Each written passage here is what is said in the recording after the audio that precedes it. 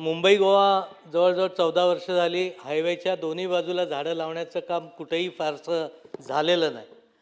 त्यामुळे आमच्याकडे रत्नागिरी जिल्ह्यामध्ये बरीचशी गावं आणि स्वयंसेवी संस्था स्वतःच्या खर्चानं हायवेवर झाडं लावत आहेत. आजही त्या पद्धतीचं काम चालू आहे. तर त्यासाठी आपला कॉन्ट्रॅक्टरला जे झाडं लावायचं काम दिलं तो किमान ट्री गार्ड देईल का, त्याचं संगोपन करेल का, याबाबत काहीतरी त्याच्याबाबतचा ठोस निर्णय व्हावा. आणि जे नर्सरीचं सांगितलंय तर आपल्याकडे कोकणात देखील अशा अनेक चांगल्या नर्सरी आहेत की ज्यामध्ये 3-3 वर्षाची उत्तम प्रतीची झाडं आपल्याला इंडिजिनियस स्पेसीज मिळतात. तर त्या स्पेसीज लावण्याबाबतचं धोरण निश्चित करा.